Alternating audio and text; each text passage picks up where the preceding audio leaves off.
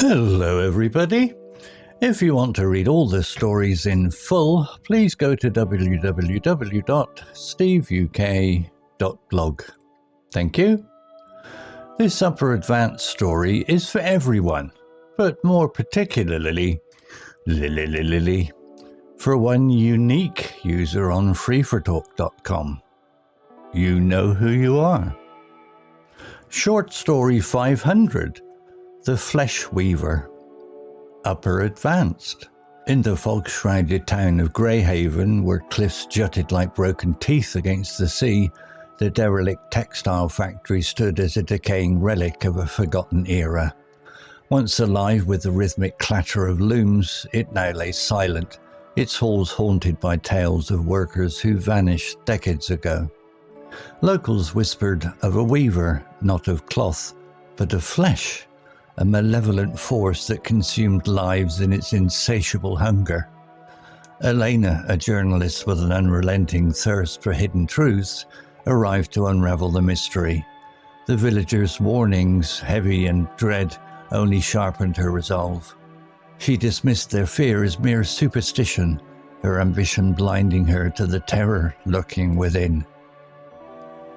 The factory's interior was a labyrinth of decay. Dust hung thick, a sickly veil mingling with the stench of copper, rot and something primal that clawed at her senses.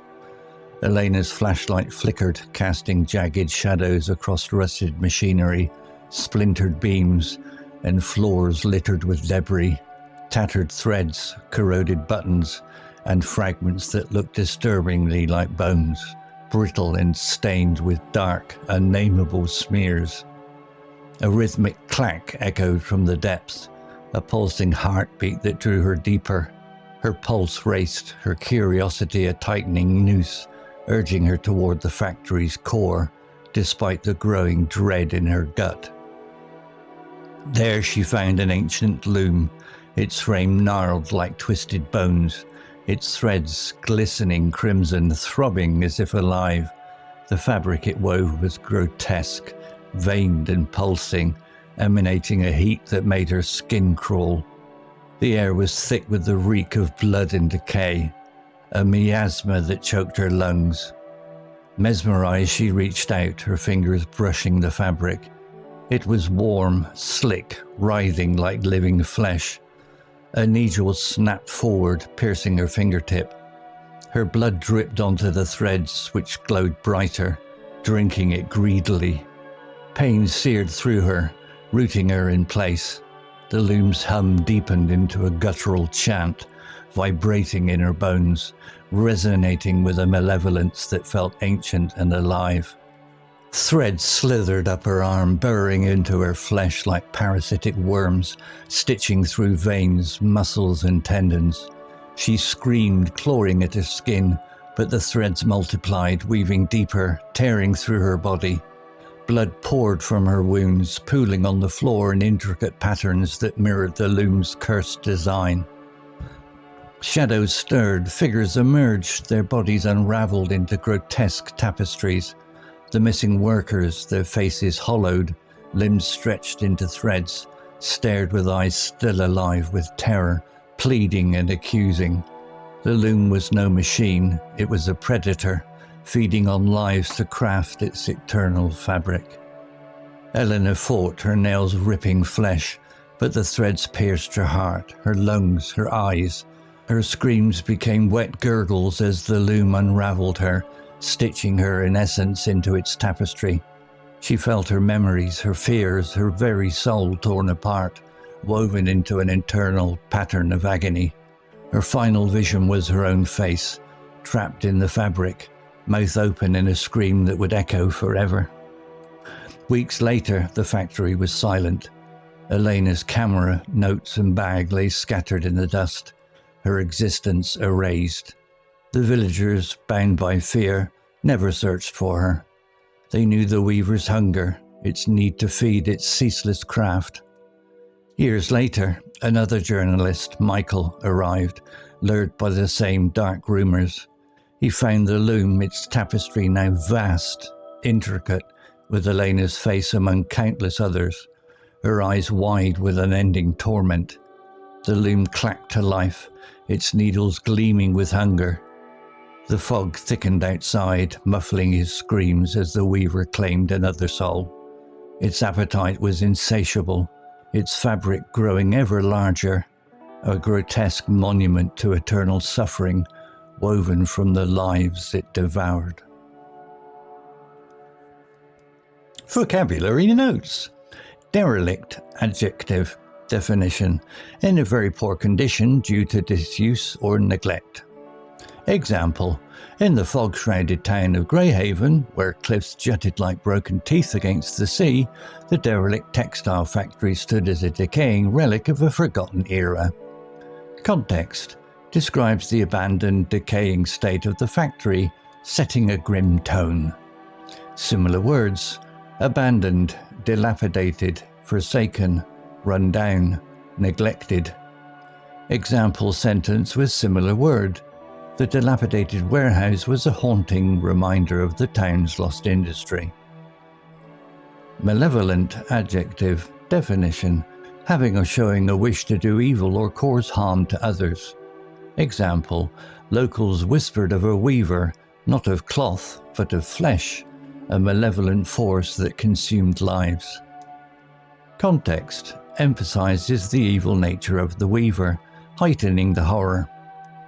Similar words: malicious, sinister, wicked, evil, baleful.